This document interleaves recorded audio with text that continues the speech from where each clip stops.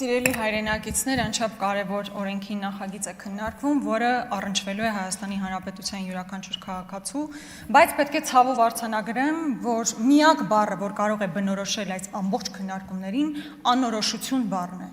Անորոշություն Հայաստանի Հանրապետության քաղաքացիների մասով, որովհետև իրենք չգիտեն մեկ ամիս հետո հունվարի 1-ից ինչ տիպի ծառայություններ կարող են ստանալ։ Անորոշություն բժշկական հաստատությունների, պոլիկլինիկաների, հիվանդանոցների համար, որովհետև չկան հաստատված կլինիկական ուղեցույցներ, չկա բժշկական գործողությունների ստանդարտներ, չկան ախտորոշման եւ բուժման միասնական մոտեցումներ։ Նման անորոշություն կա նաև այսպես նոր ձևավորված հիմնադրամի տեսանկյունից, որովհետև հիմնադրամը դեռևս գոյություն չունի։ Ձևավորվելու է մի մեծ խոշոր հիմնադրամ, որ վերահսկելու է այս ամբողջ գործընթացը, բայց այդ հիմնադրամը դեռ չկա։ Ուզում եմ հիշեցնել, որ հիմնադրամը հունվարի 1-ից պետք է աշխատի, բայց ան դեռ չկա, կառուցվածքը չկա, գործառույթները չկան, աշխատակարգը, կանոնակարգը գոյություն չունի։ Հետևաբար, անորոշություն քաղաքացիների համար, որովհետև չգիտեն ինչ ծառայություններ են ստանալու, անորոշություն բժշկական հաստատությունների համար եւ անորոշություն այն հիմնադրամի կողմից, որ չգիտի թե ինչպես է կառավարելու այս ամբողջ գործընթացը։ Հիմա ամբողջ քննարկումների ընթացքում ես առաջարկում էի, որպեսզի շեմը սահմանվի ոչ թե 65 տարեկանից սկսած, այլ 63 տարեկանից, որովհետև ես չգիտեմ, թե օրինակ 64 տարեկանը ինչպիսի այլ երաշխիքներ ունի, որ օրինակ կարողանա իր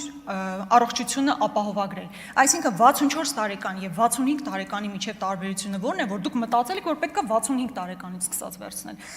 Ես գրավոր առաջարկ եմ ներկայացնելու առաջինից երկրորդ ընթերցում, որպեսզի ներառվեն բոլոր 63 տարեկանից սկսած մեր Հայաստանի Հանրապետության քաղաքացիները։ Հիմա գալով թե իրականում ինչ ծառայություններ են նախատեսված, Տիկին Ավանեսյան, սա հիմնական հարցն է։ Բայց ես ցավով պետք է արձանագրեմ, որ հերթական անգամ դուք բացի ընդհանրական ձևակերպումներից ավելի հստակեցումներ չեք տալիս։ Օրինակ ես ինձ մոտ ունեմ սոցփաթեթի համար նախատեսված ծառայությունները, իրենց անուններով, դիմացը գրված է գնացուցակը, պայմանական թոքի էխինոկոկի հեռացումը արժե 320,000 դրամ։ Այս ծրագիրը մշակելիս առաջին բանը, որ պետք է արվեր, նման ցուցակ ձևավորելն էր։ Հիմա տեսեք, քանի անգամ ենք հարցնում, այդ ցուցակը կա, չկա։ Հանձնաժողովի նիստի քննարկման ժամանակ ասում եք աշխատել ենք եւ աշխատում ենք։ Ախր սա առաջին բանն էր, որ պետք է ավարտված լիներ, դրանից հետո ամբողջ գործընթացը շարունակվեր եւ դեռ չկա։ Հաջորդ կարևոր փաստը, որ պետք է արձանագրել։ Ուրեմն այսօր սոցփաթեթի շրջանակներում Հայաստանի Հանրապետության քաղաքացին վճարում է 36,000 դրամ։ Այս ապահովագրության շրջանակներում վճարելու են մոտավորապես 130,000 դրամ։ Հիմա ես որպես ազգային ժողովի պատգամավոր պարտավոր եմ, չէ՞, վերցնել այս ցանկը, որ մարդ վճարում է 36,000 դրամ եւ տեսնում է իր առաջ ինչ ծառայություններ կան եւ փորձել հասկանալ, եթե 100,000 դրամով ավելանում է վճարը, մարդու վրա դրվում է պարտավորություն, լրացուցիչ 100,000 դրամ վճարելու, բայց չհասկանանք այդ 100,000 վճարի դիմաց ինքը ինչ ծառայություն է ստանալու։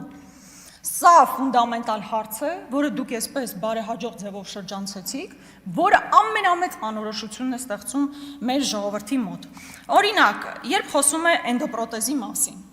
էնդոպրոթեզի համար ասում եք նախատեսում է, էդ էլ իմ հարցու պատասխանի արդյունքում դա հասկացանք, որ 600,000 դրամ է նախատեսվելու էնդոպրոթեզի համար։ Տիկին Ավանեսյան, որակյալ բան ստանալու համար, այսինքն որակյալ էնդոպրոթեզ ունենալու համար, առնվազն պետք է 1 միլիոն։ Հիմա ուզում եմ հասկանալ, երբ որ ասում եք ժողովուրդ ջան գնացեք, հանգիստ է ծառայություններից օգտվեք, ակնհայտ է, չէ, որ լրացուցիչ շատ խոշոր բեռ դրվելու է Հայաստանի Հանրապետության քաղաքացիների վրա, չնայած նրան, որ ասում եք մենք ամեն ձև փայլուն անելու ենք դա։ Հաջորդ խնդիրը, որ ուզում եմ արձանագրել, հերթական անգամ հիմնադրամների խնդիրն է։ Սիրելի հայրենակիցներ, այն կառավարությունը, որը հիմնադրել էր անիվ հիմնադրամը եւ որը բարեհաջող կերպով փոշիացրել է 25 միլիարդ դրամ, հիմա եկել ազգային ժողովի պատգամավորներին ասում է հաստատեք այդ օրենքի նախագիծը, որով 225 միլիարդ տրվելու է առանձին հիմնադրամի, որը մոնոպոլ դիրք է ունենալու։ Հիմնադրամ, որը դեռևս գոյություն չունի։ Մենք չգիտենք ով է կառավարելու, ինչ կանոնադրությամբ է կառավարելու, որևէ բան հայտնի չի մի հիմնադրամի մասին, որին տրվելու է 225 միլիարդ դրամ։ Պատկերացնում եք այս ամբողջ աբսուրդը,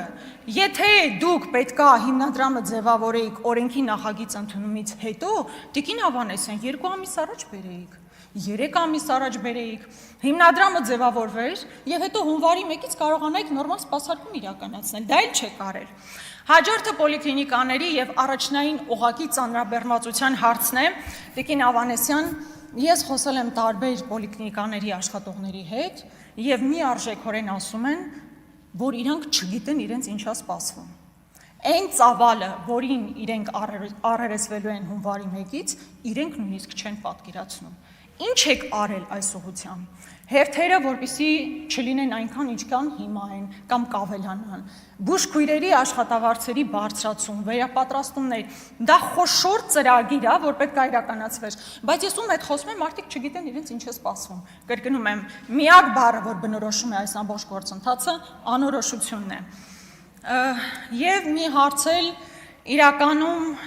նաև այս ամբողջ գործընթացը ես հասկացա, որ հիմնական կայքը, որ սպասարկելու է Արմեդն է, եւ ես ունեցել եմ հնարավորություն իմ մտահոգությունը ձեզ փոխանցելու, որ այդ կայքը, որով մի ամբողջ ժողովուրդ պետք է հետևի, թե իրեն ինչ է սպասվում, իսկապես չի կարողանալու նորմալ սպասարկում իրականացնել։